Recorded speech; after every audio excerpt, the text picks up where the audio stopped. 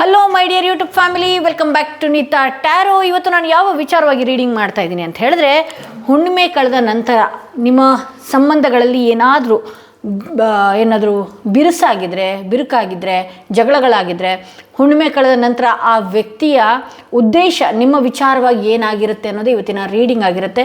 ಅದು ಯಾರಾದರೂ ಆಗಿರಬಹುದು, ಒಬ್ಬ ವ್ಯಕ್ತಿ ಏನು ನಿಮ್ಮಿಂದ ನೋ ಕಾಂಟ್ಯಾಕ್ಟ್ ಸಿಚುವೇಷನಲ್ಲಿರ್ಬೋದು, ಲೋ ಕಾಂಟ್ಯಾಕ್ಟ್ ಸಿಚುವೇಷನಲ್ಲಿರಬಹುದು, ನಿಮ್ಮಿಂದ ಆ ವ್ಯಕ್ತಿ ಯಾವುದೋ ಒಂದು ಚಿಕ್ಕ ಪುಟ್ಟ ವಿಚಾರಗಳಿಂದ ದೂರ ಆಗಿರಬಹುದು. ಆ ವ್ಯಕ್ತಿಯ ಹೆಸರನ್ನ ಮನಸ್ಸಿನಲ್ಲಿ ಇಟ್ಕೊಂಡು ನೀವು ಒಂದು ಕಾರ್ಡನ್ನ ಸೆಲೆಕ್ಟ್ ಮಾಡ್ಕೊಳ್ಬೇಕಾಗತ್ತೆ. ಹುಣ್ಣಿಮೆ ಕಳೆದ ನಂತರ ಆ ವ್ಯಕ್ತಿಯ ಉದ್ದೇಶ ನಿಮ್ಮ ವಿಚಾರವಾಗಿ ಏನಾಗಿದೆ ಅನ್ನೋದೇ. ಯಾಕೆ ಹುಣ್ಣಿಮೆ ಅಂತ ಪರ್ಟಿಕ್ಯುಲರ್ ಆಗಿ ನಾನು ತಗೊಳ್ತೀನಿ ಅಂತ ಹೇಳಿದ್ರೆ, ಹುಣ್ಣಿಮೆಯಲ್ಲಿ ಮತ್ತು ಅಮಾಸೆಗಳಲ್ಲಿ ಏನಾಗುತ್ತೆ, ವ್ಯಕ್ತಿಯ ಎನರ್ಜೀಸ್ಗಳು ಬದಲಾಗ್ತಾ ಇರುತ್ತೆ. ನಮ್ಮಲ್ಲೂ ಆಗಿರಬಹುದು ಅಥವಾ ನಿಮ್ಮಲ್ಲೂ ಆಗಿರಬಹುದು. ಓಕೆ, ಬಹಳಷ್ಟು ಎಮೋಷನ್ಸ್ಗಳು ಚೇಂಜ್ ಆಗುವಂಥದ್ದು, ಎನರ್ಜೀಸ್ಗಳು ಕೂಡ ಬದಲಾಗುವಂಥದ್ದು, ಈ ರೀತಿ ಎಲ್ಲನೂ ಕೂಡ ನಡೆಯುತ್ತೆ. ಸೊ ಹಾಗಾಗಿ ಆ ವ್ಯಕ್ತಿಯ ಉದ್ದೇಶ ಹುಣ್ಣಿಮೆ ಕಳೆದ ನಂತರದಲ್ಲಿ ಏನಾಗಿದೆ ಅನ್ನೋದೇ ಇವತ್ತಿನ ರೀಡಿಂಗ್ ಆಗಿರುತ್ತೆ. ಎಂದಿನಂತೆ ನಿಮ್ಮ ಮುಂದೆ 3 ಕಾರ್ಡ್ಗಳನ್ನ ಇಟ್ಟಿದ್ದೀನಿ. 3 ಕಾರ್ಡ್ಗಳ ಮೇಲೆ 3 ಸ್ಟೋನ್ಸ್ಗಳನ್ನ ಇಟ್ಟಿದ್ದೀನಿ. ಯಾವ ಸ್ಟೋನ್ ಇರುವ ಕಾರ್ಡ್, ಯಾವ ಕಾರ್ಡ್ ಇರುವ ಸ್ಟೋನ್ ನಿಮ್ಮ ಮನಸ್ಸಿಗೆ ತುಂಬಾ ಹತ್ತಿರ ರೆಸೊನೇಟ್ ಆಗುತ್ತೆ, ಆ ವ್ಯಕ್ತಿಯ ಹೆಸರನ್ನ ಹೇಳಿದ ಕೂಡಲೇ 3 ಬಾರಿ ಹೇಳಿದ ಕೂಡಲೇ ಯಾವ ಸ್ಟೋನ್ ನಿಮ್ಮ ಮನಸ್ಸಿಗೆ ತುಂಬಾ ಹತ್ತಿರ ರೆಸೊನೇಟ್ ಆಗುತ್ತಲ್ಲ, ಆ ಒಂದು ಕಾರ್ಡ್ನ ನೀವು ಸೆಲೆಕ್ಟ್ ಮಾಡ್ಕೊಳ್ಬೇಕಾಗತ್ತೆ. ಹುಣ್ಣಿಮೆ ಕಳೆದ ನಂತರದಲ್ಲಿ ಆ ವ್ಯಕ್ತಿಯ ಭಾವನೆಗಳು, ಉದ್ದೇಶಗಳು ನಿಮ್ಮ ವಿಚಾರವಾಗಿ ಹೇಗೆ ಏನು ಬದಲಾವಣೆ ಆಗ್ತಾ ಇದೆ ಅನ್ನೋದೇ ಇವತ್ತಿನ ರೀಡಿಂಗ್.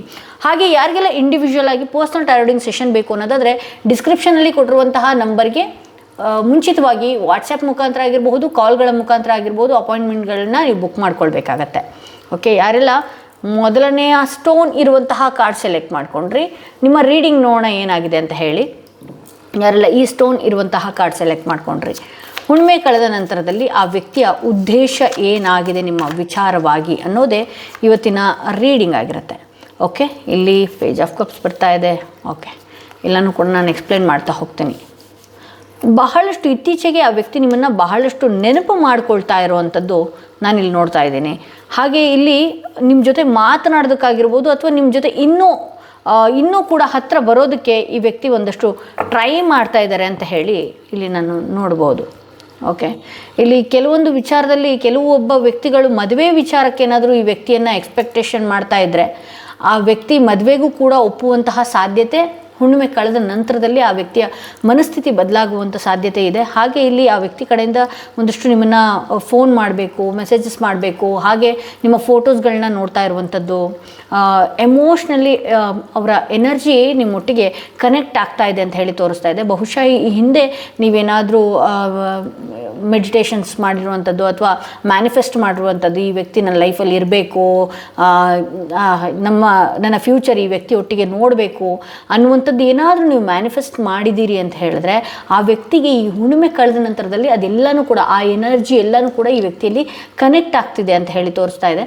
ಹೌದು, ಈ ವ್ಯಕ್ತಿ ನೋಡೋದಕ್ಕೆ ಹೇಗೆ ಅಂತ ಹೇಳಿದ್ರೆ ಒಂದಷ್ಟು ಚಂಚಲ ಮೈಂಡ್ ಸೆಟ್ಟು, ಬಟ್ ಆದರೆ ಇವರು ಸಂಬಂಧಗಳನ್ನು ಬಿಟ್ಟು ಬದುಕೋದಿಲ್ಲ. ಬಟ್ ಹೇಗೆ ಅಂತ ಹೇಳಿದ್ರೆ, ಬೇರೆಯವ್ರು ಯಾರೇ ಮಾತಾಡಿದ್ರು ಅವ್ರ ಜೊತೆಗೆ ಬೇಗ ಮಿಂಗಲ್ ಆಗುವಂಥದ್ದು, ಅಥವಾ ಅವ್ರ ಜೊತೆ ಟೆಕ್ಸ್ಟ್ ಮಾಡುವಂಥದ್ದು, ಬೇರೆ ಗಂಡು ಮಕ್ಕಳ ಜೊತೆಗೆ ಮಾತನಾಡುವಂಥದ್ದು, ಅದೆಲ್ಲ ಏನಾಗ್ತಾ ಇತ್ತು ಈ ಹಿಂದೆ ಅಂತ ಹೇಳಿದ್ರೆ, ನಿಮ್ಗೆ ಇವರೆಲ್ಲೋ ಬೇಗ ನನ್ನಿಂದ ಚೇಂಜ್ ಆಗ್ತಾರೇನೋ, ಬದಲಾಗ್ತಾರೇನೋ, ದೂರವಾಗ್ತಾರೇನೋ, ಈ ರೀತಿ ಇದೆ. ಬಟ್ ಆದರೆ ಈ ಹುಣ್ಣಿಮೆ ಕಳೆದ ನಂತರದಲ್ಲಿ ನಿಮ್ಮ ಒಟ್ಟಿಗೆ ಏನಾದರೂ ಮದುವೆ ಆಗಬೇಕು ಅನ್ನೋ ಎಕ್ಸ್ಪೆಕ್ಟೇಷನ್ಸ್ ಏನಾದರೂ ಇಟ್ಟಿದ್ರಿ ಅಂತ ಹೇಳಿದ್ರೆ, ಹೌದು, ಆಗುವ ಸಾಧ್ಯತೆಗಳು ಕೂಡ ಇದೆ.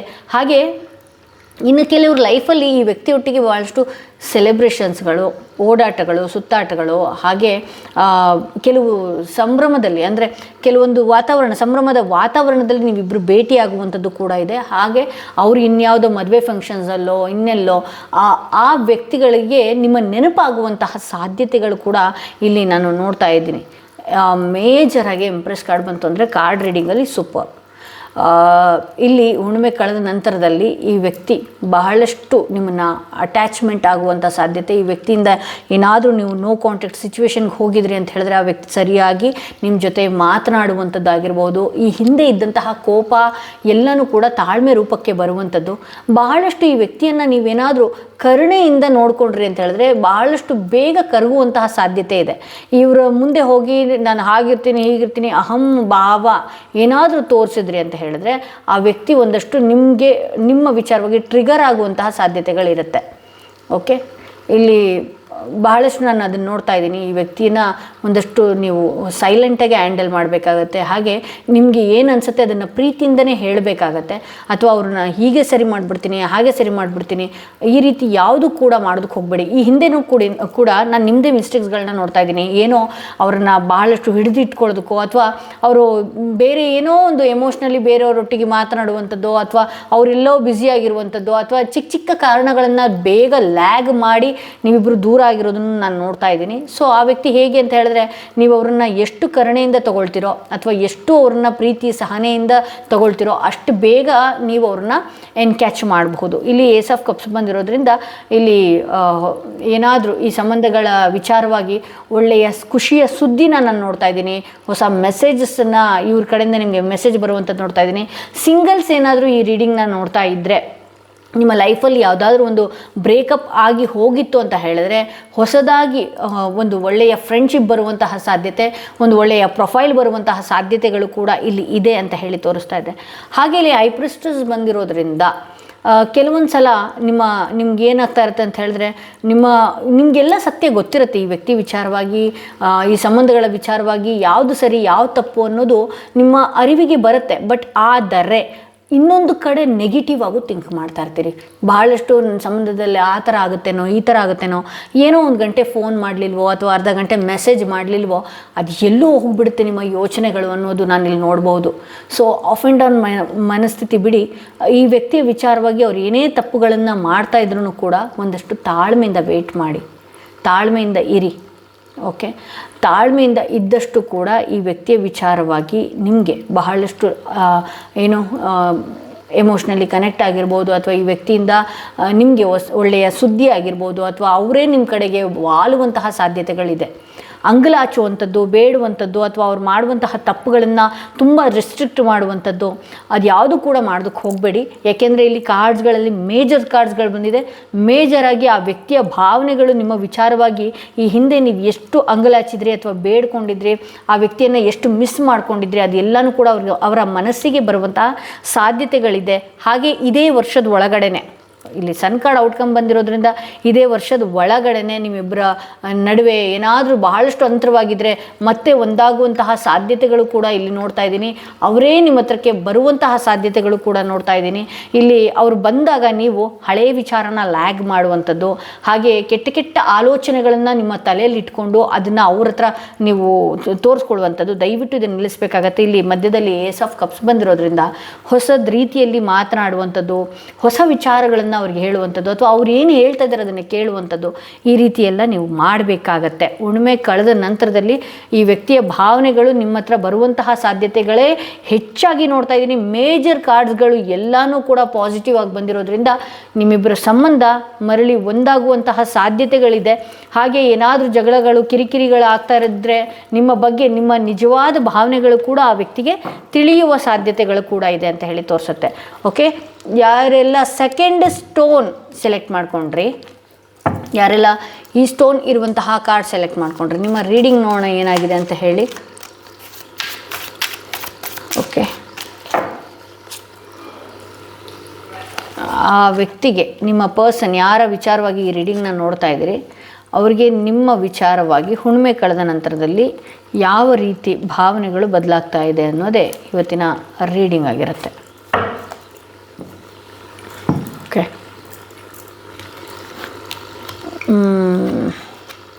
ಎಲ್ಲನೂ ಕೂಡ ಎಕ್ಸ್ಪ್ಲೇನ್ ಮಾಡ್ತಾ ಹೋಗ್ತೀನಿ.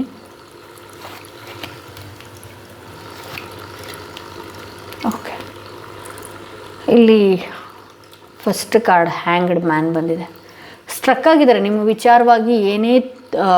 ಏನೇ ಒಂದು ಡಿಸಿಷನ್ ತೊಗೊಳೋದಕ್ಕೂ ಕೂಡ ಈ ವ್ಯಕ್ತಿ ಒಂದಷ್ಟು ಸ್ಟ್ರಕ್ ಫೀಲ್ ಆಗ್ತಾ ಇದೆ ಅವ್ರಿಗೆ ಭಾಳಷ್ಟು ಮಾನಸಿಕವಾಗಿ ಏನು ಡಿಸಿಷನ್ ತೊಗೊಳ್ಬೇಕು, ನಿಮ್ಮ ಹತ್ರ ಮಾತಾಡಬೇಕಾ, ನಿಮ್ಮ ಹತ್ರ ಮಾತಾಡಬಾರ್ದಾ, ಒಂದಷ್ಟು ಹೇಗೆ ಅಂತ ಹೇಳಿದ್ರೆ ಇವ್ರಿಗೆ ಬೇರೆಯವರ ಮಾತುಗಳ ಮೇಲೆ ಇವರು ಅವಲಂಬಿತರಾಗಿದ್ದಾರೆ.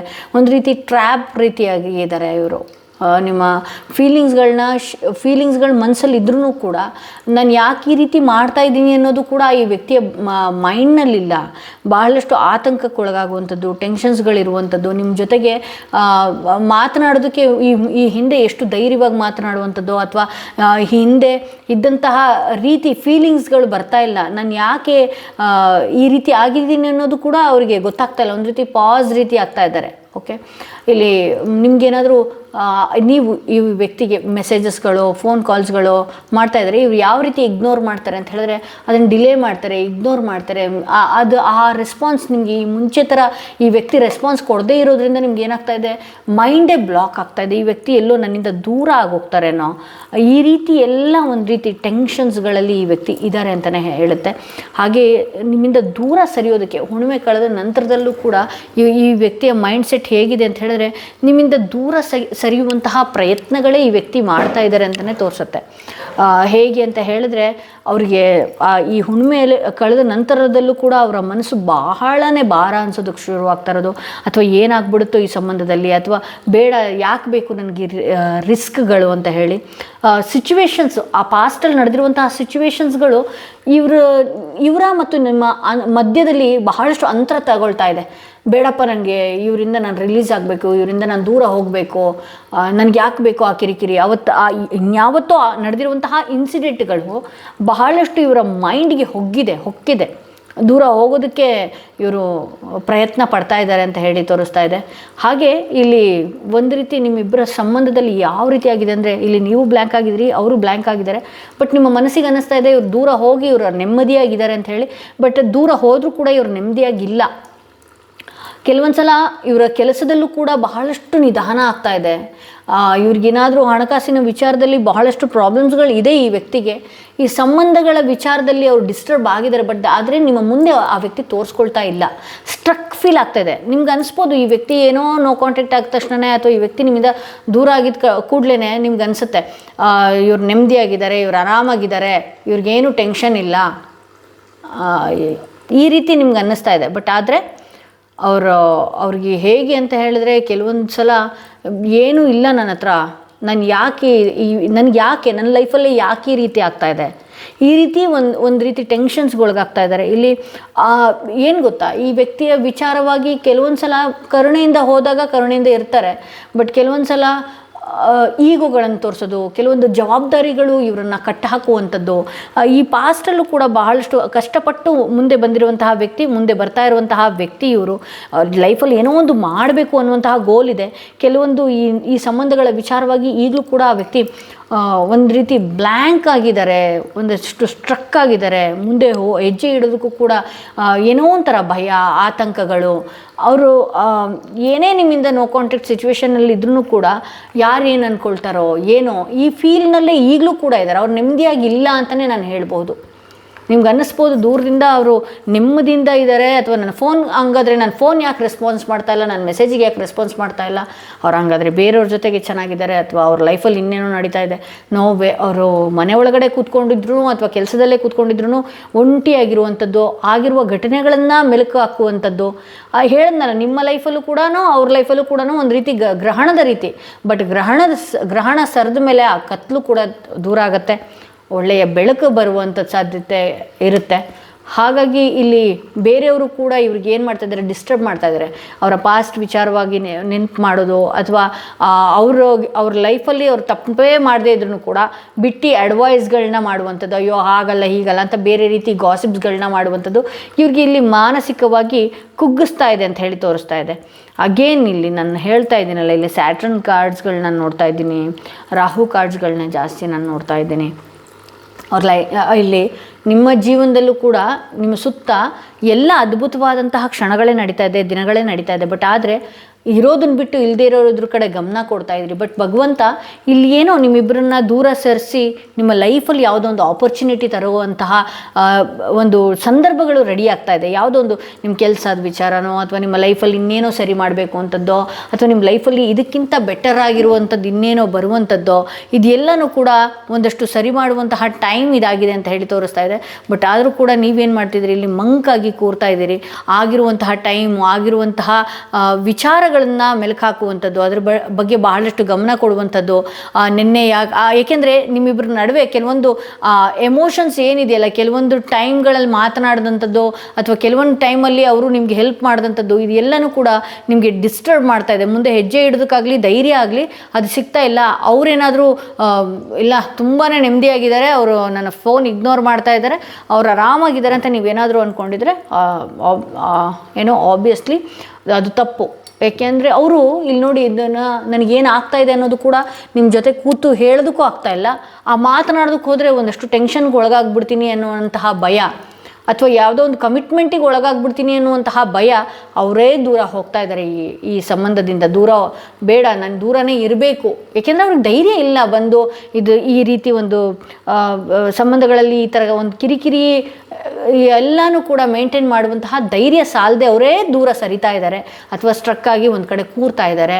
ಅಲ್ಲೂ ಕೂಡ ಅವರ ಕೆಲಸದ ವಿಚಾರವಾಗೂ ಕೂಡ ಅಥವಾ ಮನೆಯೆಲ್ಲ ಇದ್ರೂ ಕೂಡ ಅವ್ರಿಗೆ ನೆಮ್ಮದಿ ಇಲ್ದಿರುವಂಥದ್ದಿದೆ. ಬಟ್ ಬಹಳಷ್ಟು ಜವಾಬ್ದಾರಿಗಳನ್ನು ಈ ವ್ಯಕ್ತಿ ಮರೆತು ಕೂಡ ಸ್ಟಕ್ ಆಗಿದ್ದಾರೆ ಅಂತ ಹೇಳಿ ತೋರಿಸ್ತಾ ಇದೆ. ಸೊ ಇದು ಸೆಕೆಂಡ್ ಕಾರ್ಡ್ ಯಾರು ಸೆಲೆಕ್ಟ್ ಮಾಡ್ಕೊಂಡಿದ್ರೆ ಅವರ ರೀಡಿಂಗ್ ಇದಾಗಿತ್ತು. ಹಾಗೆ ಯಾರಿಗೆಲ್ಲ ಇಂಡಿವಿಜುವಲ್ ಆಗಿ ಪರ್ಸ್ನಲ್ ಟ್ಯಾರೋಡಿಂಗ್ ಸೆಷನ್ ಬೇಕು ಅನ್ನೋದಾದರೆ ಡಿಸ್ಕ್ರಿಪ್ಷನಲ್ಲಿ ಕೊಟ್ಟಿರುವಂತಹ ನಂಬರ್ಗೆ ಕಾಲ್ ಮಾಡಿ ಮುಂಚಿತವಾಗಿ ಅಪಾಯಿಂಟ್ಮೆಂಟ್ಗಳನ್ನು ಬುಕ್ ಮಾಡ್ಕೊಳ್ಳಿ ಅಂತ ಹೇಳ್ತಾ, ಯಾರೆಲ್ಲ ಥರ್ಡ್ ಸ್ಟೋನ್ ಇರುವಂತಹ ಕಾರ್ಡ್ ಸೆಲೆಕ್ಟ್ ಮಾಡಿಕೊಂಡ್ರೆ ನಿಮ್ಮ ರೀಡಿಂಗ್ ನೋಡೋಣ. ಹುಣ್ಣಿಮೆ ಕಳೆದ ನಂತರದಲ್ಲಿ ಆ ವ್ಯಕ್ತಿಯ ಭಾವನೆಗಳು ನಿಮ್ಮ ವಿಚಾರವಾಗಿ ಏನಾಗಿದೆ ಅಂತ ಹೇಳಿ. ಹುಣ್ಣಿಮೆ ಕಳೆದ ನಂತರದಲ್ಲಿ ಆ ವ್ಯಕ್ತಿಯ ಭಾವನೆಗಳು ನಿಮ್ಮ ವಿಚಾರವಾಗಿ ಯಾವ ರೀತಿ ಬದಲಾಗ್ತಾ ಇದೆ. ಓಕೆ,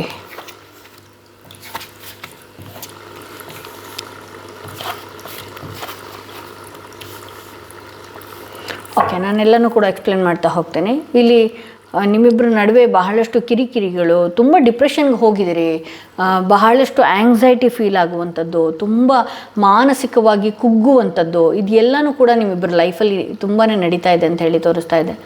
ಬಹಳಷ್ಟು ಭಯ, ಹಾಗೆ ಇಲ್ಲಿ ಈ ವ್ಯಕ್ತಿಯ ವಿಚಾರವಾಗಿ ಎಷ್ಟೆಲ್ಲ ನೋವನ್ನು ತಗೊಳ್ಬೇಕೋ ಎಲ್ಲ ರೀತಿ ನೋವುಗಳನ್ನು ಕೂಡ ಈಗಲೂ ಆ ವ್ಯಕ್ತಿಯಿಂದ ನಿಮಗೆ ಕೊಡ್ತಾ ಇದೆ. ಓಕೆ, ಇಲ್ಲಿ ನಿಮ್ಮಿಬ್ಬರ ನಡುವೆ ಬಹಳಷ್ಟು ಎಮೋಷನ್ಸ್ ಇದೆ. ಒಳ್ಳೊಳ್ಳೆ ಟೈಮ್ ಸ್ಪೆಂಡ್ ಮಾಡಿದಿರಿ, ಒಳ್ಳೆಯ ದಿನಗಳನ್ನು ನಿಮ್ಮಿಬ್ಬರು ಜೊತೆಯಾಗಿ ಕಳೆದಿರಿ, ಒಳ್ಳೆಯ ಮಾತುಗಳು, ಅದೆಲ್ಲನೂ ಕೂಡ ಎಮೋಷ್ನಲಿ ನಿಮ್ಮಿಬ್ಬರನ್ನ ಕಟ್ಟಾಗ್ತಾ ಇದೆ ಅಂತ ಹೇಳಿ ತೋರಿಸ್ತಾ ಇದೆ. ಓಕೆ, ಆ ವ್ಯಕ್ತಿ ಎಷ್ಟೇ ನೋವು ಕೊಟ್ಟರು ಕೂಡ ನಿಮಗೆ ಆ ವ್ಯಕ್ತಿನ ಮರೆಯೋದಕ್ಕೆ ಆಗ್ತಾ ಇಲ್ಲ ಅಂತ ಹೇಳಿ ತೋರಿಸ್ತಾ ಇದೆ. ಇಲ್ಲಿ 6 ಆಫ್ ಪೆಂಟಿಕಲ್ಸ್ ಬಂದಿರೋದ್ರಿಂದ ಆ ವ್ಯಕ್ತಿಗೆ ಕೆಲವೊಂದು ವಿಚಾರದಲ್ಲಿ ಬ್ಯಾಲೆನ್ಸ್ ಮಾಡೋದಕ್ಕಾಗ್ತಾಯಿಲ್ಲ. ಅವರ ಪರ್ಸ್ನಲಿ ಲೈಫಿಗೂ ಕೂಡ ಅಥವಾ ನಿಮ್ಮ ಪ್ರಶ್ನೆಗಳಿಗೂ ಕೂಡ ಆ ವ್ಯಕ್ತಿ ಕೆಲವೊಂದು ವಿಚಾರದಲ್ಲಿ ನಿಮ್ಮನ್ನು ಬ್ಯಾಲೆನ್ಸ್ ಮಾಡೋದಕ್ಕೆ ಆಗ್ತಾ ಇಲ್ಲ ಅಂತ ಹೇಳಿ ಇಲ್ಲಿ ತೋರಿಸ್ತಾ ಇದೆ. ಓಕೆ, ನೀವು ಹೇಳೋದನ್ನು ನಿಮ್ಮ ಜೊತೆಗಿದ್ದಾಗ ಸರಿಯಾಗಿ ಕೇಳ್ತಾರೆ ಅಥವಾ ಹಾಂ ಹ್ಞೂ ಅಂತ ಹೇಳ್ತಾರೆ.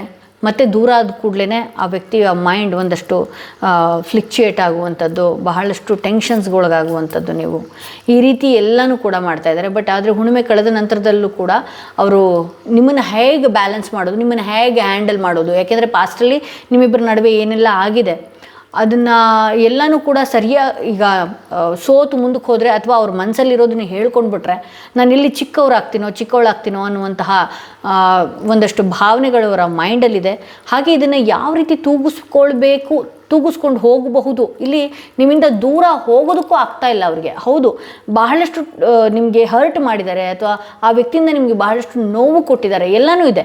ಆದರೆ ನಿಮ್ಮಿಬ್ಬರ ನಡುವೆ ಇರುವಂತಹ ಕೆಲವು ಒಂದು ಬಾಂಡಿಂಗ್ ಏನಿದೆ, ಕೆಲವೊಂದು ಟೈಮ್ ನೀವಿಬ್ಬರು ಏನು ಸ್ಪೆಂಡ್ ಮಾಡಿದ್ದೀರಲ್ಲ ಅದನ್ನು ಬಿಟ್ಟು ಹೋಗೋದಕ್ಕೆ ಇಬ್ಬರು ಕೈಯಿಂದನೂ ಸಾಧ್ಯ ಆಗ್ತಾಯಿಲ್ಲ, ಆ ವ್ಯಕ್ತಿಗೂ ಸಾಧ್ಯ ಆಗ್ತಾ ಇಲ್ಲ. ಓಕೆ, ಇಲ್ಲಿ ಅವರು ನಿಮ್ಮನ್ನು ಹೇಗೆ ಬ್ಯಾಲೆನ್ಸ್ ಮಾಡ್ಬೋದು ಅಥವಾ ನಿಮ್ಮನ್ನು ಹೇಗೆ ಹ್ಯಾಂಡಲ್ ಮಾಡ್ಬೋದು ಅಂತ ಹೇಳಿ ಕೆಲವೊಂದು ಸಲ ನಿಮ್ಮ ಜೊತೆಗೆ ಬಹಳಷ್ಟು ಇದೇ ಲೈಫು ನೀವೇ ಎಲ್ಲ ಅಂತ ಹೇಳಿ ಇರಬೇಕು ಅನ್ನುವಂಥದ್ದು ಕೂಡ ಅವ್ರ ಮೈಂಡಿಗೆ ಬರುತ್ತೆ. ಇನ್ನು ಸ್ವಲ್ಪ ಹೊತ್ತು ಅಲ್ಲಿ ನಿಮ್ಮಿಂದ ದೂರ ಹೋದ ಕೂಡಲೇ ಅವ್ರ ಮೈಂಡೇ ಬದಲಾವಣೆ ಆಗುವಂತಹ ಸಾಧ್ಯತೆಗಳಿದೆ. ಇಲ್ಲಿ 6 ಆಫ್ ವಾಂಡ್ಸ್ ಬಂದಿರೋದ್ರಿಂದ ಕೆಲವೊಂದು ವಿಚಾರದಲ್ಲಿ ಅವರು ಏನು ಒಂದು ಧೈರ್ಯನ ತಗೊಳ್ತಾರೆ, ಅಂದರೆ ಕೆಲವೊಂದು ಆ್ಯಕ್ಷನ್ಸ್ನ ತಗೊಳ್ತಾರೆ. ಅವ್ರು ನಿಮ್ಮನ್ನು ಕಾಂಟ್ಯಾಕ್ಟ್ ಮಾಡೋದಾಗಿರ್ಬೋದು ಅಥವಾ ನಿಮ್ಮ ಜೊತೆಗೆ ನಿಮ್ಮನ್ನು ಮೀಟ್ ಮಾಡುವಂಥ ಸಾಧ್ಯತೆಗಳು ಕೂಡ ಅತಿ ಹೆಚ್ಚಾಗಿ ಇಲ್ಲಿ ನಾನು ನೋಡ್ತಾ ಇದ್ದೀನಿ. ಆದಷ್ಟು ಬೇಗ ಇಲ್ಲಿ ಅವರು ಅವ್ರು ಏನಿದೆಯಲ್ಲ ಅವರು ಎದುರಿಗೆ ಕೂತು ಮಾತನಾಡುವಂತಹ ಸಂದರ್ಭ ಒಂದು ಸೃಷ್ಟಿ ಆಗುತ್ತೆ ಅಂತ ಹೇಳಿ ತೋರಿಸ್ತಾ ಇದೆ. ಹಾಗೆ ಕೆಲವೊಂದು ಕನ್ಫ್ಯೂಷನ್ ಇವ್ರ ಮೈಂಡಲ್ಲಿದೆ, ನೆಗೆಟಿವ್ ಥಾಟ್ಸ್ಗಳು ಅಥವಾ ನೆಗೆಟಿವ್ ವಿಚಾರಗಳು, ಅಥವಾ ನಿಮ್ಮಿಂದ ಏನಾದರೂ ಪ್ರಾಬ್ಲಮ್ ಆಗಿಬಿಡುತ್ತಾ, ಅಥವಾ ನಿಮ್ಮನ್ನು ಯಾವ ರೀತಿ ನನ್ನ ಲೈಫಲ್ಲಿ ತೂಗಿಸ್ಕೊಂಡು ಹೋಗಬಹುದು, ಇದೆಲ್ಲ ವಿಚಾರವಾಗಿ ಆ ವ್ಯಕ್ತಿ ಥಿಂಕ್ ಮಾಡ್ತಾ ಇದ್ದಾರೆ. ಬಟ್ ಈಗಲೂ ಕೂಡ ಬಹಳಷ್ಟು ಹರ್ಟಲ್ಲಿದ್ದೀರಿ. ಇಲ್ಲಿ ಔಟ್ಕಮ್ ಒಂದು 8 ಆಫ್ ಕಪ್ಸ್ ಬಂದಿರೋದ್ರಿಂದ ಹೇಳಿದ್ನಲ್ಲ, ಇವರು ಹೇಗೆ ಅಂತ ಹೇಳಿದ್ರೆ ಆಫ್ ಆ್ಯಂಡ್ ಆನ್ ಇವತ್ತು ಒಂದು ವಾರ ತುಂಬ ಚೆನ್ನಾಗಿರ್ತಾರೆ, ಅಥವಾ ಮುಂದಿನ ವಾರ ಅಷ್ಟೊತ್ತಿಗೆ ಮತ್ತೆ ನಿಮ್ಮ ಎನರ್ಜಿಯನ್ನು ಹಾಳು ಮಾಡುವಂಥದ್ದು ಅಥವಾ ಟೆನ್ಷನ್ಸ್ನ ಕೊಡುವಂಥದ್ದು, ಈ ರೀತಿ ಎಲ್ಲ ಮಾಡ್ತಾರೆ ಅನ್ನುವಂಥದ್ದಿದೆ. ಬಹಳಷ್ಟು ವಿಚಾರವಾಗಿ ಈ ವ್ಯಕ್ತಿ ಒಂದಷ್ಟು ತಪ್ಪಿಸ್ಕೊಳ್ಳುವಂಥದ್ದು. ನೀವೇನೇ ಕೇಳಕ್ಕೆ ಹೋದ್ರೂ ಕೂಡ ಅವರು ಯಾವುದಕ್ಕೂ ಸಿಕ್ಕಾಕೊಳ್ಳೋದಿಲ್ಲ. ಖುಷಿ ಇರುವ ಟೈಮ್ನಲ್ಲಿ ಮಾತ್ರ ಅವ್ರು ಎಲ್ಲನೂ ಕೂಡ ಶೇರ್ ಮಾಡ್ತಾರೆ, ಅಥವಾ ಅವ್ರಿಗೆ ಏನಾದರೂ ಕ್ವಶನ್ಸ್ಗಳನ್ನ ಕೇಳುವಂಥದ್ದು, ಅಥವಾ ಅವ್ರ ವಿಚಾರದಲ್ಲಿ ತುಂಬ ಪರ್ಸ್ನಲಿ ಏನಾದರೂ ನೀವು ಕೇಳ್ಕೋದಕ್ಕೆ ಹೋದ್ರಿ ಅಂದರೆ ನಿಮ್ಮಿಂದ ದೂರ ಸರ್ಕೊಳ್ಳೋದಕ್ಕೆ ಹೋಗ್ತಾರೆ.